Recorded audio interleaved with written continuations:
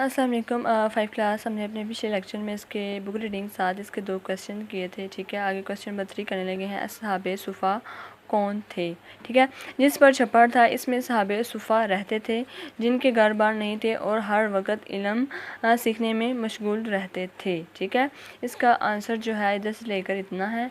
ठीक है, आगे है मुख्तसर जवाब दीजिए। सुफ़ा किसे कहते हैं और ये कहाँ वाक़या है? मस्जिद के साथ एक चबूतरा या साहिबान बनाया गया जिसे सुफ़ा कहते हैं। हज़रत सल्लल्लाहु अलैहि वसल्लम ने किन 2 यतीम बच्चों से मस्जिद के लिए ज़मीन खरीदी? ठीक है, वो बच्चे कौन से थे? बच्चे थे सहल और सुहेल। ठीक है, ये इसका आंसर है। ठीक है, उसके बाद जो क्वेश्चन नंबर 3 है ना, हज़रत सल्लल्लाहु अलैहि वसल्लम ने किन सहाबी को अज़ान देने का हुक्म दिया? ठीक है, कौन से सहाबी थे? हज़रत सल्लल्लाहु अलैहि वसल्लम ने हज़रत बिलाल को बुलाकर अज़ान देने का हुक्म दिया। ठीक है, क्वेश्चन नंबर 3 का आंसर ये है। आगे फ़ौरन हज़रत सल्लल्लाहु अलैहि वसल्लम की मदीना में आमद पर बच्चे ने कौन सा अर्ज़ पढ़ा? तर्जमा लिखें। ठीक है, कौन से सार से ये थे? तर्जमा चाँद निकल आया है कोहदा की घाटियों से, हम पर खुदा का शुक्र वाजिब है जब तक दुआ मांगने वाले दुआ मांगे। ठीक है, इसका आंसर जो है 10 लेकर इतना है। ठीक है, उसके बाद जो है हज़रत सल्लल्लाहु अलैहि वसल्लम की ऊँटनी किन सहाबा के घर के सामने रुकी? कौन से सहाबा थे? वो थे हज़रत अबू अयूब अंसारी। ठीक है, ये सिर्फ आपने इतना सा लिखना है कि घर के सामने जो थी ऊँटनी थी, ठीक है, रुकी थी। उसके बाद है दुरुस्त जवाब के सामने टिक और गलत के सामने क्रॉस का निशान लगाएं। ठीक है, नबी करीम सल्लल्लाहु अलैहि वसल्लम के इस्तकबाल के लिए लोग छतों पर जमा थे। टिक। नबी मस्जिद नबवी के साथ एक साहिबान भी बनाया गया। टिक। सहाबे सुफ़ा मस्जिद नबवी के बाहर रहते थे। गलत। हज़रत सल्लल्लाहु अलैहि वसल्लम ने अज़ान देने का हुक्म हज़रत अली को दिया। गलत। सहाबे सुफ़ा के मुअल्लिम हज़रत सल्लल्लाहु अलैहि वसल्लम थे। टिक। ठीक है, ये आपने क्वेश्चन नंबर जो है 3, उसके बाद ये वाले कंप्लीट क्वेश्चन, उसके बाद ट्रिक क्लास अच्छे से याद करनी है। ठीक है, आगे हम नेक्स्ट जो है इसकी बुक रीडिंग करने लगे हैं। ठीक है, मिसाके मदीना क्या है? मिसाके मदीना। मदीना की तरफ हिजरत करने के बाद रसूल पाक सल्लल्लाहु अलैहि वसल्लम इस्लामी रियासत के क़याम की कोशिशों में मसरूफ़ हो गए।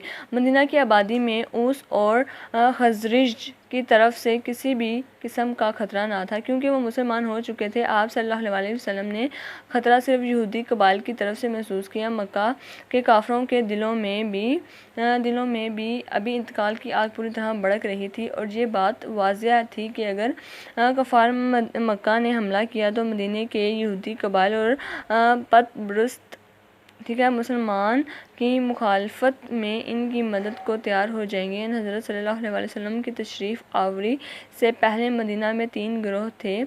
ऊस, खज़रज, यहूदी तजारत पेशा थे। ऊस और खज़रज को सूद पर कर्ज़े फ्राहम करते और इन दोनों गिरोहों को आपस में जंगो जदल में उलझाए रखते थे। इन हालात में हुज़ूर सल्लल्लाहु अलैहि वसल्लम ने चाहा कि मदीना में रहने वाले तमाम ग्रोहों के दरमियान कोई ऐसा मुआहदा हो जाए जिसके ज़रिए रियासत का एक मुस्तकिल मरकज़ी निज़ाम कायम हो जाए। लिहाजा इसी नौइयत के एक मुआहदे में मुसलमान, यहूदी और मुख्तलिफ कबाइल शामिल थे, जिसे मिसाके मदीना कहा जाता है। ये मुआहदा 10 हिजरी में हुआ। मिसाके मदीना की शराइत। इस मुआहदे की अहम शराइत मदरजा झैल हैं। खून बहा और फ़दिये का जो तरीका पहले से चला आ रहा था वो कायम रहेगा। ठीक है, मुसलमान यहूदी अपने अपने मज़हब में आज़ाद होंगे और कोई दूसरे मज़हब में दखल नहीं देगा। यहूदी और मुसलमान एक दूसरे से दोस्ताना बर्ताव रखेंगे। मुसलमानों या यहूदियों को अगर किसी से लड़ना पड़ा तो एक दूसरे की मदद करेंगे और जंग के अखराजात दोनों मिलकर बर्दाश्त करेंगे। कोई फ़रीक मशरिकी मक्का को पनाह नहीं देगा। अगर मदीना पर हमला हुआ तो दोनों फ़रीक एक दूसरे का साथ देंगे और मिलकर दिफा करेंगे। किसी दुश्मन से अगर एक फ़रीक सिलाह करेगा तो वो सब की सिलाह होगी। फ़रीक ने मदीना के अंदर जो है खूनरेज़ी नहीं करेंगे, ठीक है। हर तरह के झगड़ों का फ़ैसला रसूल सल्लल्लाहु अलैहि वसल्लम खुद फरमाएंगे।